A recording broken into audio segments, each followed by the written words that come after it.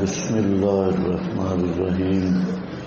وَأَمَّا مَنْ بعد از دعوت دینے کے بعد بہرحال وہ شخص جو ایمان لایا وَعَمِلَ صَالِحًا اور عمل کیے نیک فَلَهُ جزا، یہ حالت اخرویہ ہے، پس واسطے اس کے جزا ہے الحسنہ یعنی جنت۔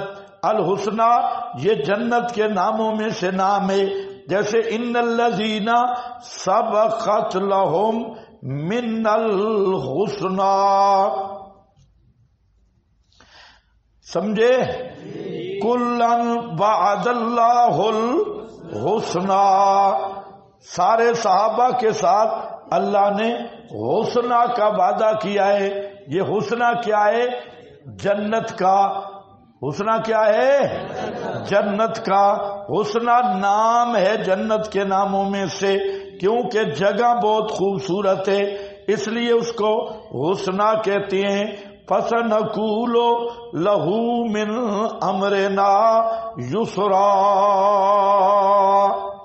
فَسَنَقُولُ حالت دنیاوی ہے، پس کہیں گے ہم اس کو من امرنا اپنے امر سے۔ اس امر سے مراد اوپر لکھا ہے قولن بھی سختی نہیں اور فعلن تو کجا، کہیں گے ہم اسے اپنے معاملہ سے آسانی یعنی برتاؤ میں نرمی۔ ثم اتبا، یہ تاریخوں میں بھی ہے کہ یہ بہت نیک دل بادشاہ تھا اور یہ سارے ٹیکس ختم کر دیتا تھا اور رعایا کے ساتھ اس کا حسن سلوک بہت مشہور تھا۔ ثم اتبع سببا، پھر پیچھا کیا سببا اسباب کا، یہ ارادہ تھا فتوحات مشرق کا، ارادہ تھا فتوحات مشرق کا۔ سفر دوم مہم مشرقی جانب یہ سفر ہے۔ حتیٰ اذا بلغا، یہاں تک کہ جب پہنچا مطلع شمس سے منتہا آبادی مشرق کو، سورج کے مطلع کو منتہا آبادی جائے طلوع یعنی مراد آبادی ہے۔ وجدہا تطلع، پایا اس سورج کو طلوع ہو رہا تھا ان پر ایسی قوم کے لم نجعل نہیں کیا تھا ہم نے ان کے لیے ان کے برے سترا، کوئی اوٹ کوئی پردہ، یعنی لیسا لہم ان کی پردہ نہیں کیا تھا۔ نیچے لکھا ہے پڑھ لو لیسا لہم ابنیۃ، وہاں کوئی مکان نہیں تھے، یہ باشی قبیلے تھے۔ یہاں پر مفسرین نے بہت گپ شپ لکھی ہے لیکن وہ سب اسرائیلی گپ شپ ہے کہ وہ جو سورج جہاں سے نکلتا ہے نا کسی گھونسلے سے، تو آگے وہ قوم تھی تو یکدم یوں نکلتا اور ان کو یوں لگتا اور یہ ہوتے اور وہ، اور یہ نہیں، یہ اسی طرح جیسے مغرب الشمس کی بات ہے۔ اور منظر یہی، ابھی آپ صبح دیکھیں تو وہ پلازے کے اندر سے سورج نکل رہا ہوتا ہے، پلازے کے اندر سے۔ اب یہ منظر ہے ظاہری رویت، اور مراد اس سے کیا ہے؟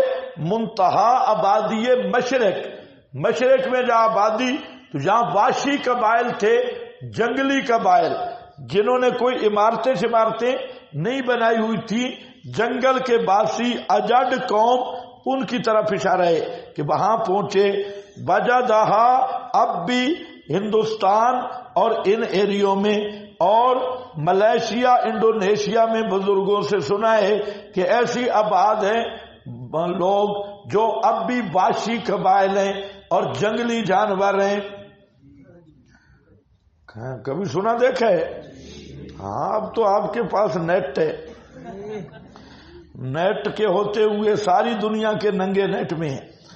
تو ثم اتبع سببا، پھر پیچھے لگا اسباب کے، یعنی اسباب سامان سب مہیا کیا، حتیٰ کہ پہنچ گیا سورج کے طلوع ہونے کی جگہ منتہا آبادی مشرق، پایا اس سورج کو طلوع ہو رہا ہے اوپر ایسی قوم کے، نہیں کیا ہم نے واسطے ان کے اس کے برے سے کوئی پردہ، کذالک یہ جملہ تاکیدیہ ہے، اسی طرح ہوا، اسی طرح جیسے ہم نے بیان کیا، اور وقد احطنا اور تحقیق گھیرا ہم نے بما لدے جو ان کے سامنے چیز تھی، یعنی ان کے ساز و سامان اور قوت جو ان کے پاس موجود تھی، خبرا ازروئے علم کے۔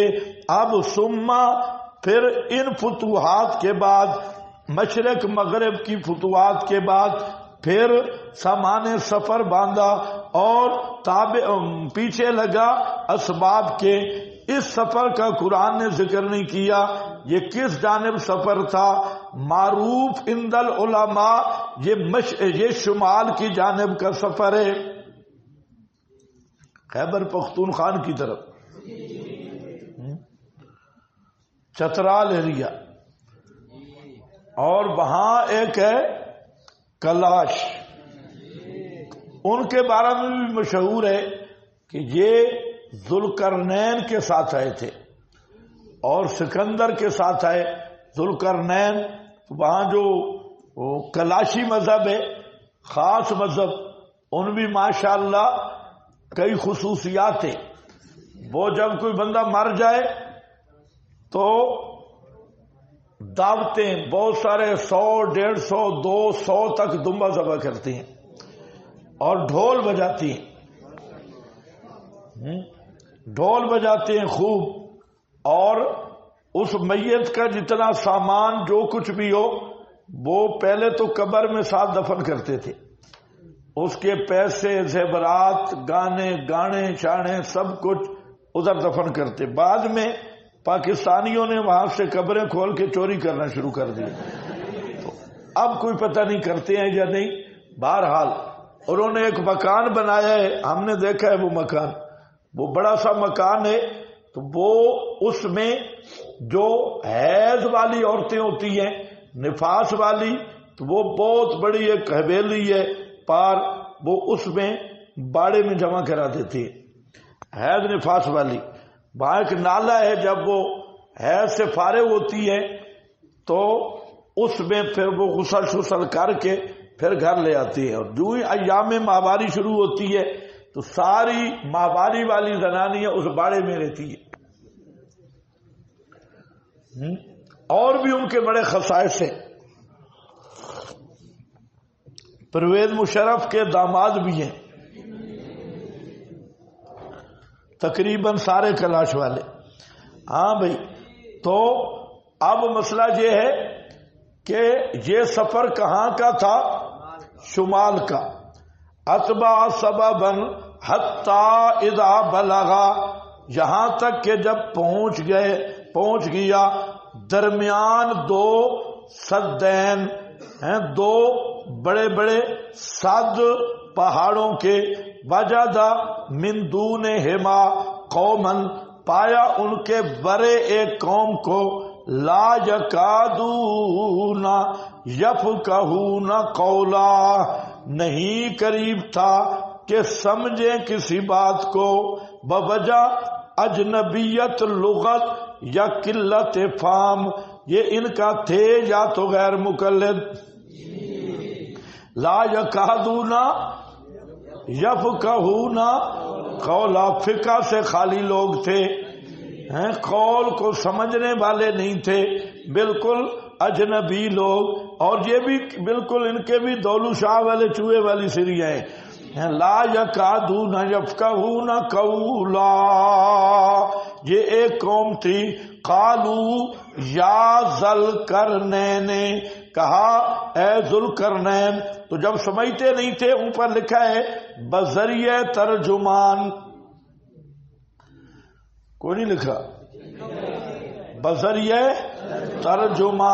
ترجمان کے ذریعہ انہوں نے کہا ذوالقرنین، انا یاجوج و ماجوج، بے شک یاجوج اور ماجوج مفسدون فی الارض، فساد کرتے ہیں زمین میں کبھی کبھی آ کر، اور ہمیں مقابلہ کی طاقت نہیں ہے.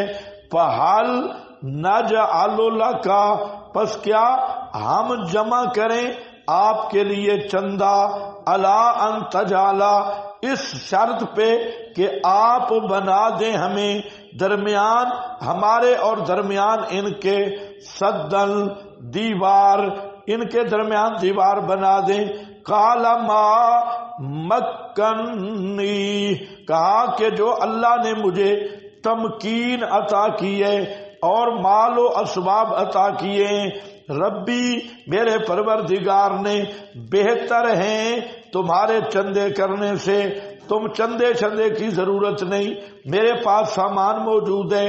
تم ایک کام کرو، فَأَعِینُونِی بِقُوَّةٍ، تم میری اعانت بدنی کرو، بِقُوَّةٍ، محنت کے ساتھ، مزدوری کرو اور کام کرو، باقی خرچہ میں خود کروں گا، چندے کی ضرورت نہیں ہے. فَأَعِینُونِی بِقُوَّةٍ، اس کو بھی بریلے اور روافض پیش کرتے ہیں. دیکھو ذوالقرنین سے نے غیر اللہ سے امداد مانگی. اعینونی،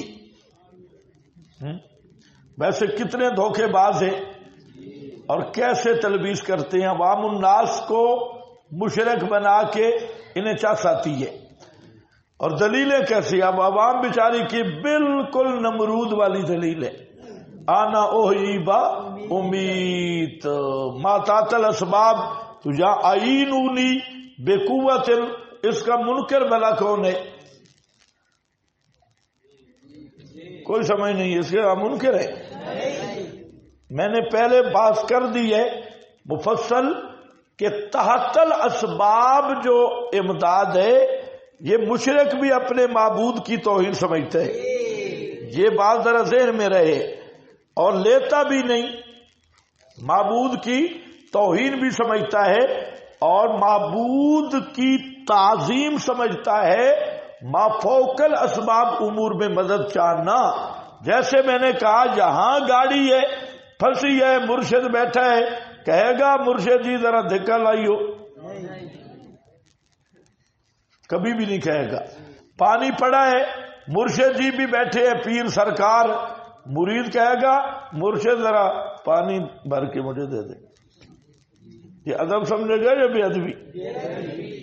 یہ تو تم ہماری بے ادبی سمجھتی ہو. پیر کی مرید تو وہ تو الوہیت کا قائل ہے، وہ بے ادبی نہیں سمجھے گا. لیکن یہ جو کہہ رہا ہے بہاول حق بیڑا دھک، یہ بیڑا دھک کیا بے اس طرح نکالا؟ غیبانہ قوت، ما فوق الاسباب قوت، یہ بوئی غیبانہ تسلط، بوئی ما فوق الاسباب قوت. اسی طرح پانی ختم ہے، گھڑے شڑے میں نہیں، مل نہیں رہا، اب کہے گا مرشد پانی، غیبی قوت ڈال دے پانی. سمجھے کہ نہیں؟ ہاں، جہاں میں نے ایک لطیفہ آپ کو بتایا وہ یاد رکھو، وہ کبھی کام آتا ہے کہ اسی چیز پہ کہ تحت الاسباب امداد مشرک اپنے معبود سے معبود کی توہین سمجھتا ہے. قرآن میں کیا آیا؟ افرأیتم ما، ہاں تمہیں تم نون تک ہی سیدھے جاؤ. اانتم تزرعونہ ام نحن الزارعون ما تحرثون. افرأیتم ما تحرثون، بتاؤ مجھے جو تم بیج ڈال کے آتے ہو، زمین میں بیج ڈالتے ہو. اب زمین میں بیج ڈالنا یہ کیا ہے؟ تحت الاسباب ہے فوق الاسباب ہے؟ بیج اٹھایا، یہ کھیتی ہے، تو زمین کے اندر بیج ڈال کے آتے ہو. بتاؤ اانتم تزرعونہ ام نحن الزارعون، اس بیج سے کونپلے کون نکالتا ہے؟ یہ تصرف ما فوق الاسباب ہے. بیج تم ڈالتے ہو اور بیج کی کونپلے کون نکالتا ہے؟ بولو بولو شابش. ہاں، دو چار صوفی سوئے ہوئے ہیں. ہاں، تو کونپلے نکالنے والا اللہ ہے۔ اب بتاؤ، مرشد کو کہے گا مرشد جی بوری ذرا کندھے تے رکھیو اور چلو میرے ساتھ کھیت میں، اور کھیت میں بیج کا چھٹا لگاؤ، یہ توہین سمجھے گا۔ لیکن جب کہتا ہے پیرا میری کھیتی بڑھا دے اور سبزات دانے بڑھا دے، وہ کس قوت کے ساتھ کہتا ہے؟ ہاں، وہ اس کی تعظیم۔ یہ مشرک کو بھی پتہ ہے کہ تحت الاسباب والی امداد یہ تو معبود سے یہ لینا اس کی توہین ہے۔ اس کے ساتھ دوسرا نمونہ پیش کیا، جس طرح زمین میں بیج ڈالتے ہو اسی طرح زنانی میں بھی بیج ڈالتے ہو۔ اب بیج ڈالنا کیا ہے؟ تحت الاسباب تم نور۔ اب ذرا یہاں پیر کو کہے پیر دی آ جا،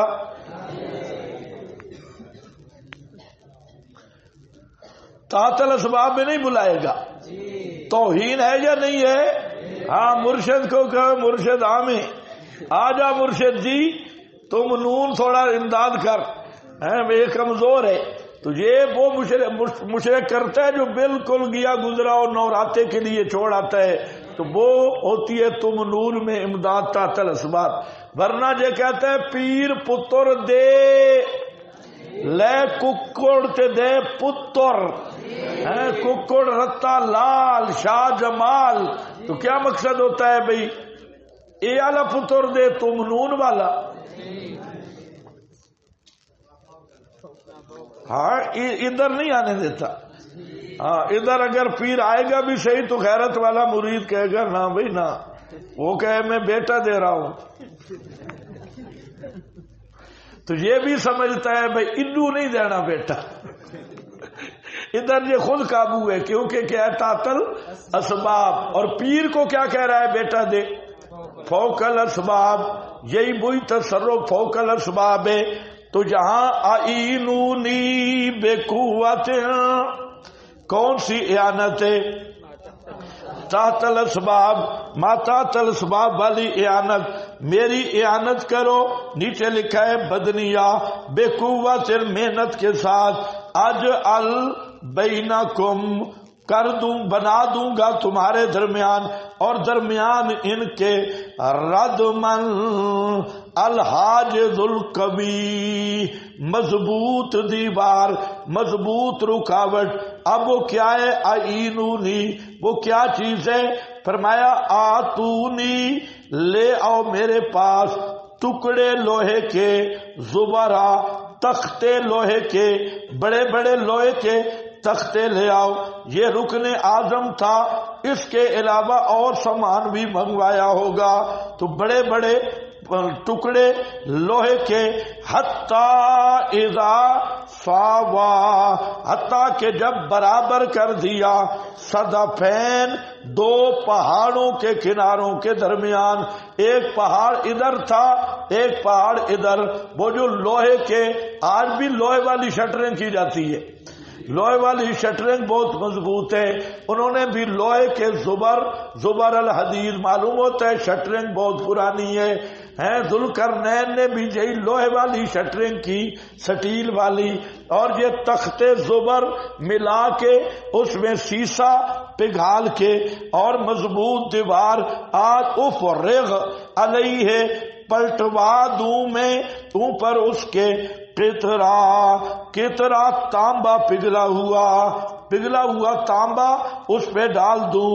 تو وہ تختے سارے کھڑے کر کے تانبا سے، آپ نے کبھی دیکھا نہیں ہے یہ جو انگریز دور کی پلیں ہیں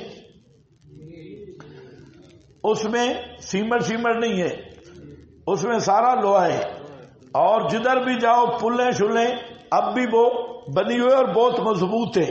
تو یہ اس قسم کی کاریگری تھی ذوالقرنین کی کہ بڑے بڑے تختے لوہے کے، اور لگتا ہے کہ اس کے ساتھ انجینئر بڑے ماہر تھے، اور انہوں نے وہ پورا جو صدفین درمیان میں درا تھا وہ بند کر دیا۔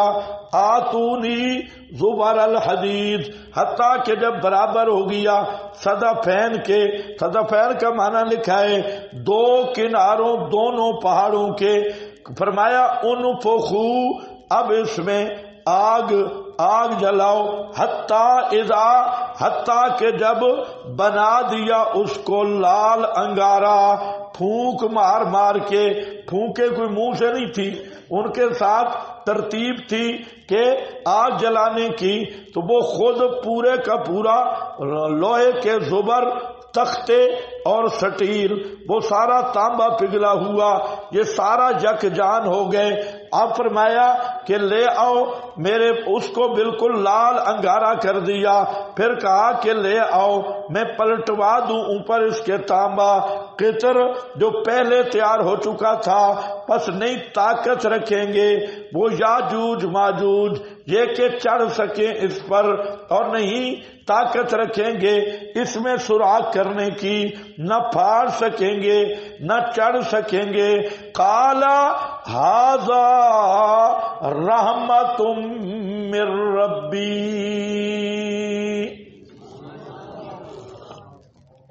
یہ رحمت ہے میرے رب کی، میرا کوئی ذاتی کمال نہیں ہے، یہ میرے رب کی رحمت ہے، یہ وسائل مہیا کرنا، رحمت من ربی۔ فَإِذَا جَاءَ، پس جب آئے گا وعدہ میرے رب کا، کر دے گا اس کو دکا ریزہ ریزہ، وَكَانَ وَعْدُ رَبِّي حَقًّا، اور ہے وعدہ میرے رب کا ضرور پورا ہونے والا، واقع ہونے والا، حقا ثابت ہونے والا۔ وَتَرَكْنَا بَعْضَهُمْ يَوْمَئِذٍ، تخویف اخروی ہے، چھوڑ دیں گے ہم بعض ان کے اس دن، یموج فی بعض، جو داخل ہو رہے ہوں گے بعض میں، وَنُفِخَ فِی الصُّورِ، اور دوبارہ پھونک مارا جائے گا سور میں، پس جمع کریں گے ہم ان کو جمع کرنا عجیب طریقے پر۔ اب یہاں ایک مسئلہ ہے بس، باقی تفصیلات کا اب ٹائم نہیں۔ یہ یاجوج ماجوج کون ہے؟ یاجوج ماجوج، مختصر بات، آگے بھی ان کا تذکرہ آ رہا ہے، اگر وقت کوئی مناسب ہوا تو میں مفصل بات کر دوں گا، لیکن فی الحال اتنی تفصیل کی ضرورت بھی نہیں۔ یاجوج ماجوج کے متعلق بہت ساری خرافات تھی اور عام مشہور ہیں، میڈیا پر بھی، خطبہ میں بھی، عوام الناس میں بھی۔ مثلا بعض کہتے ہیں کہ یہ ایسی مخلوق ہے جس کے کان اتنے لمبے ہیں، ایک کان نیچے رکھتے ہیں اور دوسرا اوپر بند بستر بن جاتا ہے، سلیپنگ بیگ ہے، تو یہ نیچے، تو یہ ایسی مخلوق ہے، کوئی خاص مخلوق۔ کچھ لوگوں نے کہا یہ حضرت آدم کے احتلام سے پیدا ہوئے، حضرت آدم کو احتلام ہوا، یہ حضرت حوا کے پیٹ سے نہیں پیدا ہوئے، احتلام آدم سے پیدا ہوئے۔ تو ان خدا کے بندوں کو کوئی بھی مخلوق پیدا ہوتی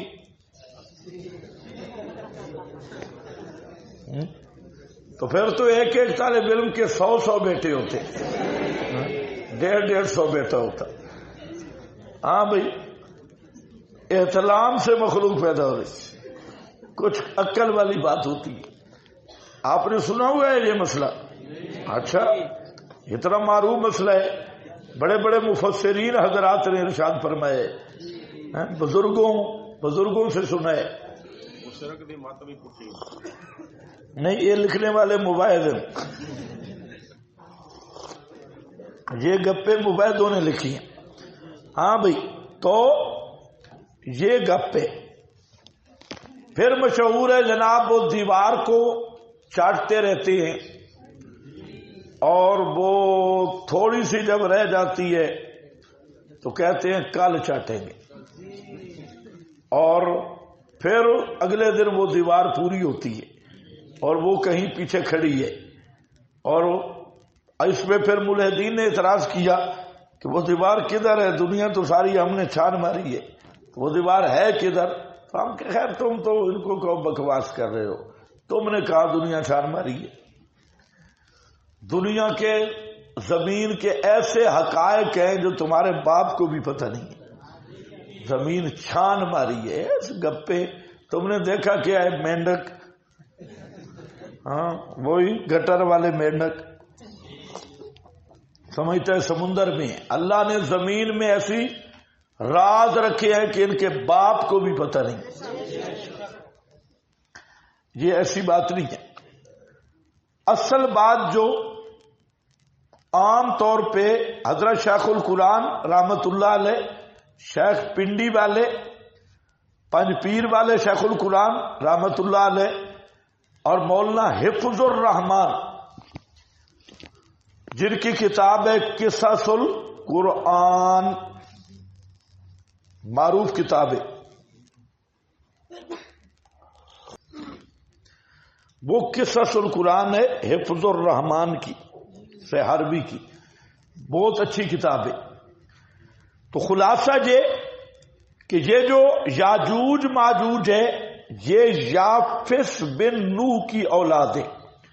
حضرت نوح کے یافس بیٹا کی اولاد، جو اس وقت یہ چائنا، رشیا اور یہ جو ایریے ہیں یہ ادھر کی ساری آبادی ہے، یہی یاجوج ماجوج ہے. یہ چائنا ہو گیا، روس اور اس کے ارد گرد کی جتنی آبادی ہے یہ یاجوج ماجوج یہ انسان ہیں، اور حضرت نوح کے بیٹے یافس کی اولاد ہیں. آگے چل کے غالباً میں نے اس پہ حوالے بھی لکھے ہیں مفسرین حضرات کے بھی. تو یہ کوئی عجیب الخلقت مخلوق نہیں معلوم ہوتی، یہ یہی لوگ ہیں، چائنا والے، رشیا والے، اور ان کے جو ارد گرد ایریے ہیں، اور بعض یورپ، اور یہ جو منگول فتنہ تھا تاتاری، جو چنگیز خانی فتنہ، تو وہ بھی اصل میں یہی یاجوج ماجوج ہیں. اور یہ چائنا، رشیا وغیرہ. تو اب آپ کو سمجھ آئی؟ تو قرب قیامت ان کا زور ہوگا اور جنگیں ہوں گی، تو قرب قیامت یہ چڑھائی کریں گے. اور یہی لوگ ہیں جو رشیا اور چائنا اب جس طرح وہ ترقی کر رہے ہیں اور جیسی زور شور سے وہ آگے بڑھ رہے ہیں، تو ان کے غلبہ کی طرف پیشین گوئیاں ہیں.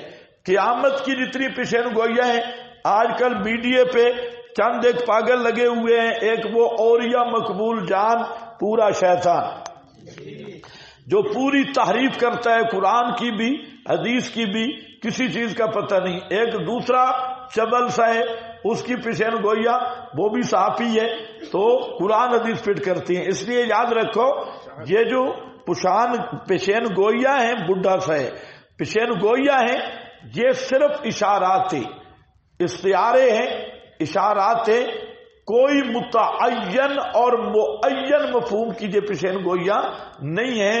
اور جتنے واقعات بھی ہیں تو ان کی تعبیر وقت پر کھلتی ہے، اور اس سے پہلے یہ استعارہ اور کنایہ کی زبان میں مستقبل کے حالات کو بتایا گیا اور پیشین گوئیاں کی گئی ہیں. ان کو جو جس طرح ان لوگوں نے متعین کرنے کی کوشش کی تو یہ بالکل جہل ہے. انہوں نے کئی چیزوں کی تطبیق دی. بہرحال میں اتنی بات عرض کر رہا ہوں کہ یاجوج ماجوج یہ کون ہے؟ اولاد آدم میں سے انسان ہیں، حضرت نوح کے بیٹے یافس کی اولاد ہیں. اور اس وقت چائنا، رشیا اور یہ قومیں یہ آباد ہیں، اور قرب قیامت ان کا غلبہ اور ان کے مظالم اور ان کی خون ریزیاں وہ ان کی پیشین گوئیاں کی گئی ہیں کہ ان کفار کا جو ظلم اور زیادہ تشدد ہوگا وہ قرب قیامت. ملاحم اور جنگوں کی بھی بعض پیشین گوئیاں ہیں، لیکن یہ ایک ایسا موضوع ہے جس پہ کافی وقت چاہیے، اور اس میں ساری احادیث کو سامنے رکھ کر تو یہ پڑھایا جا سکتا ہے. اس کے بعد اجزاء بیان کرنے سے اشکال بڑھتے ہیں اور فائدہ کوئی نہیں ہوتا. تو اس لیے ہم اس کو مبہم رکھے ہوئے ہیں، ورنہ اس پہ میں نے بہت زیادہ احادیث وغیرہ جمع کی اور سب کو سامنے رکھ کے مستقبل کا ایک نقشہ وہ بھی استنباطاً سمجھ آتے ہیں. اس سے بات لازمی نہیں کہ جو ہم نے سمجھا وہی بات ہو، تو ان اشاروں کے لائوں سے بعض چیزیں متعین ہوتی ہیں، لیکن وہ استنباط ہے اور وہ لمبی بات ہے. جہاں کی جو بات ہے، ہر سال میرا دل ہوتا ہے دورے پہ، لیکن اس کے لیے وقت بہت چاہیے کہ ساری احادیث تقریباً 200 سے بھی زیادہ احادیث ہیں، ان سب کو سامنے رکھ کے پھر گفتگو ہو تو پھر بات سمجھ آ سکتی ہے. ایسے آپ سمجھیں کہ میں بھی کوئی کہانیاں یا کوئی نجومیوں والی باتیں کر رہا ہوں.